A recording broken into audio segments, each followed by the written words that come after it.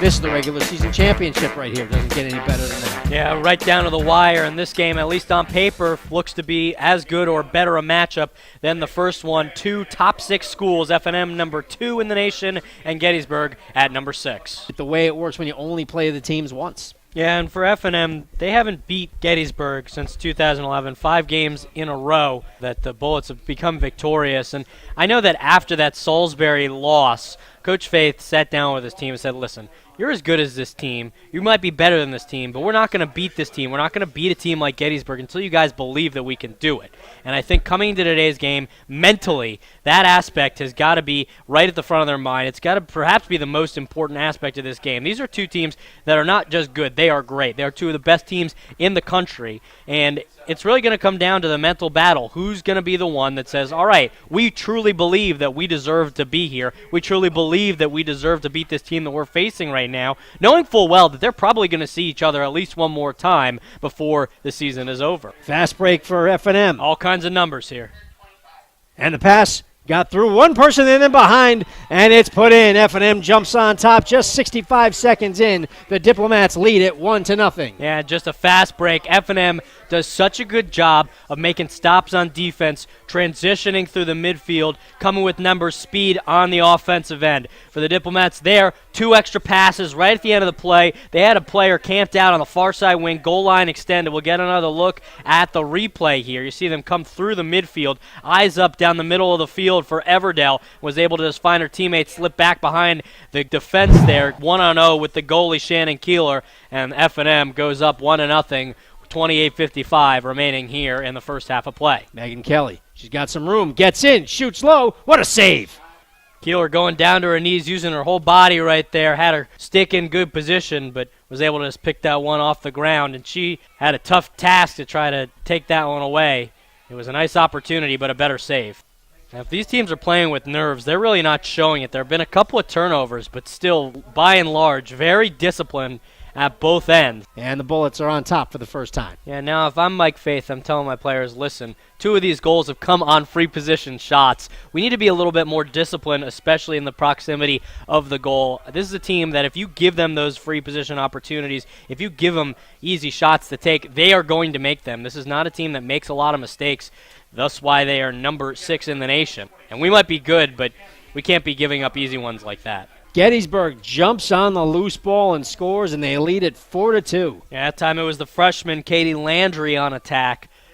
And Hart actually came a little bit out of her cage. She was creeping out. She saw Landry was posted up in front. Then she retreated back in right as Landry collected in that pass. And it was just a one motion, collect and shoot, as opposed to collect, pause, and shoot. Didn't give Hart enough time to recover. And now the Bullets up 4-2. Turned over, ahead of the field, going low, and shooting it wide. That was Jorgensen, who was trying to go back to the far pipe. Keeler stuck a leg out, and I think Jorgensen just missed. Yeah, not only did she get a piece of it, I think, but she came out and contested that angle. When you come out of your cage, you come off your goal line, it gives a little bit of a smaller target for the attacker to shoot at, and that definitely made it harder for her. She just put it just wide. Backing away from the goal, Gabby Frank just beats Shannon Keeler down low, and F&M that quickly gets it right back within 3. Frank, who led the team in goals for the majority of this season, that one, not the rocket of a shot that we've become accustomed to seeing out of her, but I think there was some commotion in front, a screen as a defender came across, one body in the way of the sight line of Keeler. We'll get another look at it here. Yeah, you could see the movement right out in front as Brittany Jorgensen flashed right there. Might have just distracted her enough to get the goal for Gabby Frank. And I think after that last goal, you saw Hart. She just looked a little bit dejected. Her body language said, listen, right now it's just not going my way. And I think that was enough for Coach Faith to say, all right, we got to go in a different direction here right now.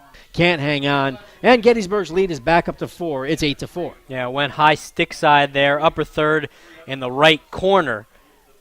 And because Bud had to clear out, you see her on the back end of that play, there was only one defender who came over along the goal line. It was Taylor Freud. And just couldn't quite get there quickly enough. I think she also wanted to allow Harrington to have a good sight line on the shot. So she didn't want to screen her and come across, but at that time it didn't do him a whole lot of good, as now Gettysburg doubling up F&M 8-4. and F&M back within 3 at 8-5. And it goes back to what we were saying. Everdell on that first attempt, she got shoved down low, sharp angle along the goal line. And for a team that doesn't have discipline, that maybe panics in that situation, you take a bad shot. But not F&M here. They set up, the second one wouldn't go. They were able to recover, and it eventually was that third shot, the third time they knocked on the door, that they were able to beat the keeper down low and cut the deficit back to 3. Which is not necessarily the way that the Diplomats play under Mike Faith. Much more of an assisted goal-oriented team. Not to give away too much, I was down there talking with both him and Carol Cantelli before the game, and she said, yeah, I like watching the broadcast because I find out all about F&M Lacrosse. I'm like, wait, don't get me in trouble here. Loose lips sink ships. I don't know that much. Everdell down the right side, sharp angle, another save by Keeler.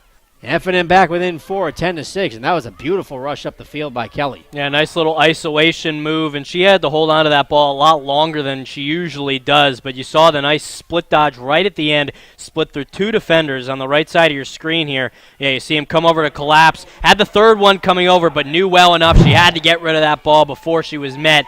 She's fired up to be able to get this one back to within 4 with 22 minutes remaining in regulation. It's 10-7, and Bryan, offense has been tough to find for F&M, but now 2 quick ones, they might be able to build some momentum off of this. Yeah, what I was about to say, when Gronke was denied that lane to the goal, you say, all right, listen, you'd love to be able to get that goal off the draw, off the fast break with some speed, but once that got shut down, let's make it happen in other ways, and they did it right here. A little bit of extra passing. We get a look at it here on the replay, and just a nice little flip. Oh, what a distribution, and she got right behind 3 defenders. The negative side for Gettysburg, as we've talked about all night long, to their ability to have a second, third defender come over and help, is that someone is going to be loose, and you have to keep your eyes up and know exactly where that person is going to be. That time F&M was able to capitalize. Keeler didn't have to move at all. Yeah, I don't want to oversimplify here, but that might have just been a situation of you got to shoot them where they ain't, and that time it was right to the cross of the stick. I don't think that's oversimplifying. That is dead on. And this whistle, going to give it back to the Diplomats. 2 really good saves by Keeler, both in the same place, up high. And F&M has had some success when they've gone down low. I think you'd like to see them go back there to try and test Keeler in another way. Let's see where they opt to go on this shot should they take it. And it's going to be Everdell. So the foul was away from the ball. Everdell to the middle, shoots down low and scores. Emily Everdell, the leader on this team, brings the Diplomats back within 1. It's 10-9. Down low, that's where she needed to go after those saves up high.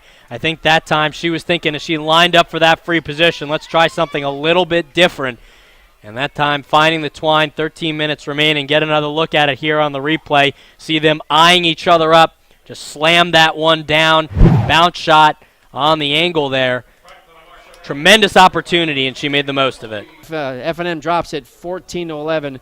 Bryan, what a great performance by so many different Gettysburg players there. I think the one that you really have to focus on is the goalie, Shannon Keeler. She had a great game. Yeah, I'm sitting here, we're right in the throes of NHL playoff season, trying to think if I had to give out the 3 stars of the game. I think she would get that number 1. Obviously a tremendous effort out of Abby Bagelman, those 3 goals, 4 assists, but a 50% save percentage from Shannon Keeler. And the saves that she made, there were no gimmies tonight. She really had to go down deep, make a bunch of tough saves against some very potent offensive players for F&M.